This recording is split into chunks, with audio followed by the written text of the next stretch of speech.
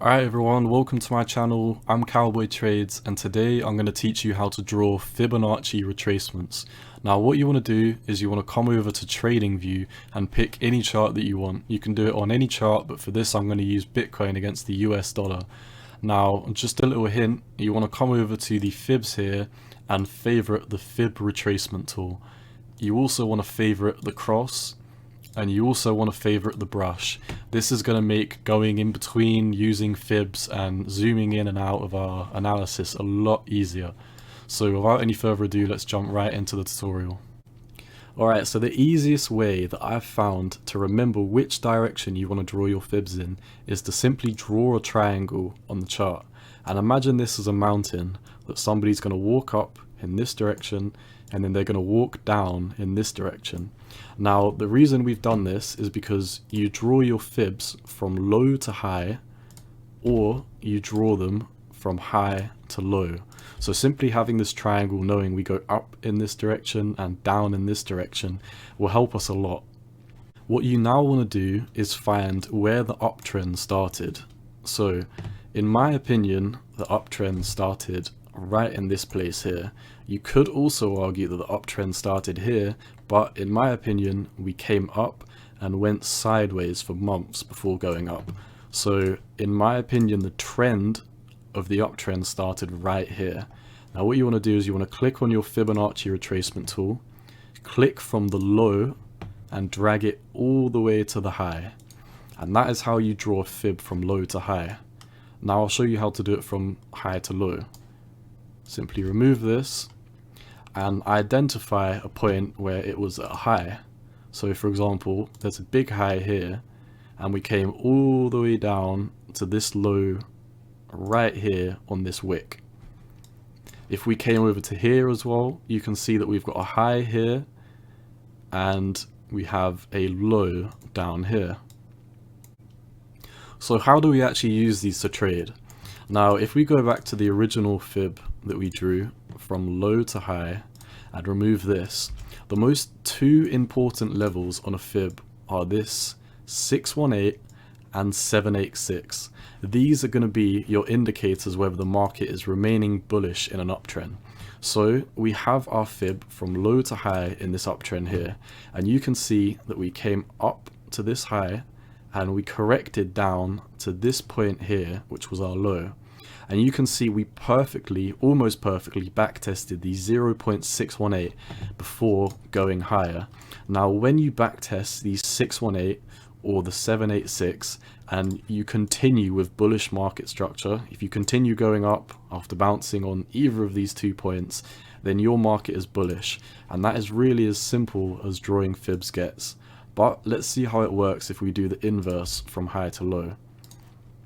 So if we're drawing from this point, high to this low, what you want to make a note of is the same numbers, the 618 here and the 786. Now a market is bearish in a Fibonacci from a high to low if we remain underneath the 618. So for example, we broke through the 618 here and we broke through the 786 here. You can obviously see we came into resistance at this 618 and came down before breaking through, and this is obviously indicative that the market is in a bullish structure. Now if we do the same here from high to low, you can see that this market structure is still below the 618 and the 786. So technically this market structure is still macro bearish. So that is what covers macro fibs. So now I want to show you how to use micro fibs on a smaller time frame.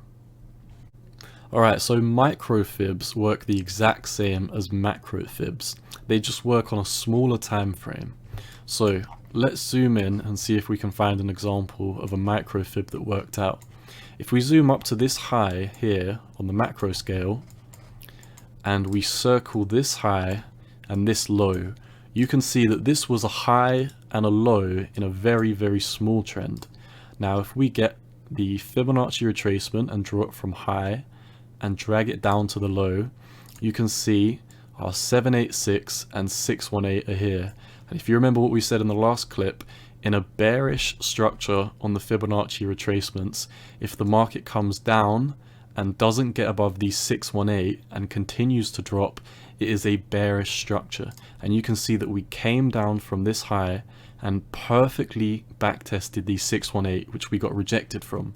So you can see this is a perfect example of a macro fib that would have told us that this market was about to flip bearish. If we zoom in onto this structure over here, we can see another fib from this high to this low. And if we draw from high to low, you can see once again our 786 and our 618. Now remember what we said, if we break above the 618 and the 786, the market is bullish in the micro term on these macro fibs. And you can see that we blasted through the 618 and the 786. So this market here is bullish on the macro term. If we remove this to clear up, we can also see that we have a high here and a low down here. Now if we draw the fib from high to low, you can see that we're not quite above our 786, but we are above our 618. So you could consider this market somewhat bullish in the macro term because we are above the 618, and the 618 is the most important level to get above. The 618 is called the golden pocket, and while the 786 is important, the 618 is the most important. So you can see that this market on the macro time frame is somewhat bullish. Once we would break above this 786, we can really say that this market is turning around and turning bullish. And there we go. That is everything. You've now learned how to draw macro fibs and micro fibs. Remember, if you want to remember which way they go, simply draw a triangle like this and draw an arrow going up and going down. And simply remember that you draw your Fibonacci's from lows to highs in an uptrend, and you draw it from high to low in a downtrend. There we go, that's everything. So thanks for coming and watching my channel. I'm Cowboy Trades. If you like the content, like and comment and subscribe. Thanks, I'm out.